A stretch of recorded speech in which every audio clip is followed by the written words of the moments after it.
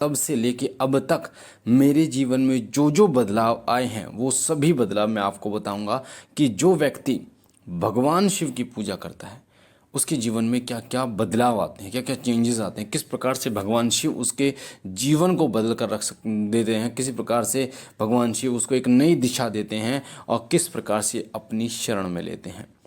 इसलिए वीडियो को पूरा सुनना, लास्ट तक सुनना, ताकि एक एक चीज़ आपको समझ में आए। और लास्ट में, वीडियो के लास्ट में मैं आपको वो मंत्र बताऊंगा जिस मंत्र के द्वारा भगवान शिव की कृपा मुझ पर प्राप्त हुई थी। आप भी उस मंत्र के द्वारा भगवान शिव की कृपा प्राप्त कर सकते हैं।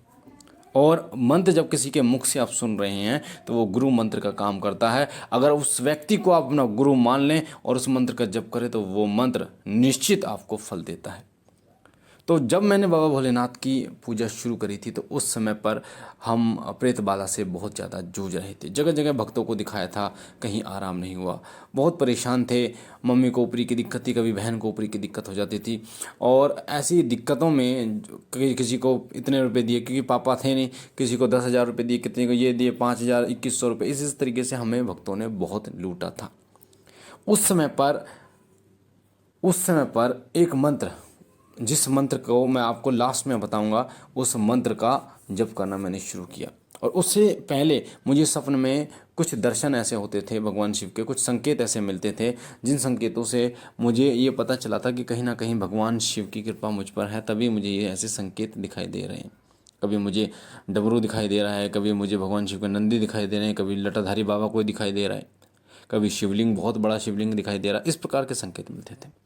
उस समय मैं फील्ड की नौकरी करता था और उस समय जो लोकेशन से मैं जाता था तो घूम फिर के लोकेशन एक मंदिर पर जाकर रुक जाती थी। घूम फिर के कई बार मेरे साथ ऐसा हुआ।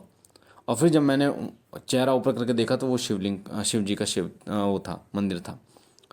और सपने में वो मंदिर मुझे बार बार दिखाई देता था, कभी उसकी चोटी, कभी आगे का हिस्सा, कभी पीछे का हिस्सा, कभी एक ऐसा, क्योंकि उसका जो रास्ता था वो पहाड़ों से जाता था तो पहाड़ दिखाई देते थे। तो उस समय फिर मैंने निश्चय किया कि बाबा भोलेनाथ की सेवा करूंगा। और बाबा भोलेनाथ के प्रति मेरा इतना लगाव था, जैसे एक पिता के प्रति लगाव होता है, मैं बाबा भोलेनाथ के बिना नहीं रह सकता। तब मैंने बाबा भोलेनाथ की मंदिर का जप करना शुरू किया, उनकी जोत जलानी शुरू की, उनको भोग देना शुरू किया। जैसे मैंने कई वीडियो में आपको बताया भी है कि किस प्रकार से भोग आपको देना चाहिए। सबसे पहले आपको अग्यारी पे या कपूर पे 2 लौंग का भोग देना चाहिए। जैसे आप भोग देंगे तो बाबा भोलेनाथ का भोग देंगे, अपने कुलदेवी कुलदेवता का, आपके पितरों का, 2-2 लोगों का सबको भोग देना है आपको। उसके बाद जो मिष्ठान, जो खीर पूरी जो भी बनाया आपने, उसका भोग अपने उनको देना जिसके लिए वो बनाया है। कुलदेवी को लिए बनाया तो कुलदेवी को दो, मैंने बाबा भोलेनाथ के लिए बनाया तो बाबा भोलेनाथ को भोग लगाऊंगा। 8 पूरी हैं जिसे अठावरी कहते हैं। कभी भी आप भोग लगाएं तो 8 पूरियां लें, उन 8 पूरियों पर हलवा या खीर रखें और 8 पूरियों से थोड़ा थोड़ा तोड़ के आप जोत पर चढ़ाएं तो वही स्वीकार होता है। ऐसा नहीं है कि 8 पूरियां एक के ऊपर एक रख ली और ऊपर वाली पूरी से जो है थोड़ा सा तोड़ के चढ़ा दी तो एक ही पूरी का भोग लगेगा, 8 का नहीं, अठावरी नहीं मानी जाएगी। तो मैं इस तरीके से करता था और करते करते बाबा भोलेनाथ की इतनी कृपा हुई कि आज जो मैं जिंदा हूँ तो बाबा भोलेनाथ की कृपा से, आज जो कपड़े पहन रहा हूँ बाबा भोलेनाथ की कृपा, जो अन्न खा रहा हूँ वो सब बाबा भोलेनाथ की कृपा है। नहीं तो मेरी तो औकात ना तो पहले थी और ना अब है। मैं तो उनके चरणों का सेवक बनने की कोशिश कर रहा हूँ। तो मेरे जीवन में क्या क्या बदलाव हैं? सबसे पहला बदलाव मेरे घर में आया था कि मेरे घर में जो नकारात्मक शक्तियाँ थीं वो ख़त्म हो गई थी। मेरे माध्यम से बाबा भोलेनाथ ने वो घर से ख़त्म कर दी थी। उस समय बहुत से ऐसे विचार अपने आप ही आने शुरू हो गए थे कि जल का छींटा ऐसे लगाओ, भभूत ऐसे बनाओ, अभिमंत्रित ऐसे करो, या मंत्र का प्रयोग ऐसे करो। तो ये सब बाबा भोलेनाथ स्वयं मार्गदर्शन करते हैं। जब आप बाबा की सेवा करते हैं तो वो स्वयं आपका मार्गदर्शन करते हैं। तो उन्हीं की छत्र छाया में मुझे पता चलता रहा कि हाँ अब कैसे करना है, जल को कैसे अभिमंत्रित करना है, भभूत को कैसे अभिमंत्रित करना है, गंडा कैसे बनाना है, धागा कैसे बनाना है, और हाथ, सिर पे हाथ रख के किस प्रकार बाबा भोलेनाथ के दूतों से काम कराना है। तो इस प्रकार से, और उसके बाद प्रेत बाधा से मुक्ति मिली। फिर धीरे धीरे नौकरी की दिक्कत थी, एक नौकरी लग गई। नौकरी लग गई क्योंकि पापा नहीं थे, घर संभालने वाली बहुत दिक्कत थी। मैं आपको आज सच्चाई बता रहा हूँ, मेरी मम्मी पापा थे नहीं, बहुत ही गरीब फैमिली से मेरी मम्मी जो है वो कोठियों में काम करती थी, यानी जैसे किसी के कपड़े और बर्तन साफ़ करती थी। और उस समय पर मैं छोटा था और बहुत ही परेशानियों का सामना करना पड़ता था कि मम्मी, और मुझे देख देख के कभी मुझे ऐसा लगता था कि मेरे होते हुए मेरी मम्मी ये काम कर रही है और उस समय पर मैं कुछ नहीं कर सकता था। तो फिर बाबा भोलेनाथ की कृपा से नौकरी लगी थी। नौकरी लगी, फिर हम दोनों ने, मम्मी ने, हमने मिलकर थोड़ा सा घर सुधरवाया था, क्योंकि घर पे टीन थी, जो टीनें होती है ना, मसाले वाली टीनें थी, बहुत गर्मी लगती थी। और जब बारिश आती थी तो पानी जो है वो पूरा घर में भर जाता था, खाना बनाने के लिए जगह नहीं होती, क्योंकि टीनें जो है वो टूटी हुई थी, उसमें बंदर जो है वो कूद कूद कर तोड़ देते थे। तो उस समय पर फिर घर थोड़ा सा मरम्मत कराई। ऐसे करते करते धीरे धीरे आगे बढ़ते चले गए।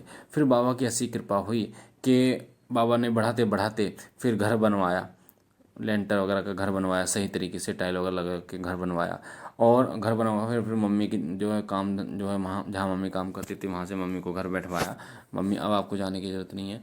उसके बाद से सिलसिला चला, और उसके बाद बाबा भोलेनाथ ने एक प्लॉट जो है वो लिवाया, और बाबा की कृपा से आज 2 वक्त की रोटी खा रहे हैं। तो बाबा की और दिक्कतें जो हैं, मैं उनकी बात बताऊँ आपको, बीमारियां घर से जो है वो पलायन कर गई थी मेरे घर से। बाबा की इतनी कृपा थी कि मेरे घर में कोई मूठ, कोई चौकी वो नहीं छोड़ पाते थे लोग, क्योंकि जो मेरे पड़ोसी थे वो बहुत ज़्यादा जलते थे। हमारा 36 का आंकड़ा था, और वो कभी ना कभी मतलब कोई ना कोई दिक्कतें करते रहते थे। कभी हमारे घर के सामने हल्दी हमें पड़ी मिलती थी, कभी दरवाजे पर, कभी छत पर देखा तो कभी हड्डी मिल रही है, तो कभी ऐसा मिलता है लौंग बतासे मिल रहे हैं, कभी मांस के टुकड़े मिलते थे, कभी इस तरीके की दिक्कतें जो है वो चलती रहती थी। तो बाबा की कृपा इतनी असीम है कि वो जो है ना, वो उनकी माया अपरंपार है। जब वो काल भैरव रूप धारण करते हैं ना, तो देखते नहीं हैं, संहार करते चले जाते हैं।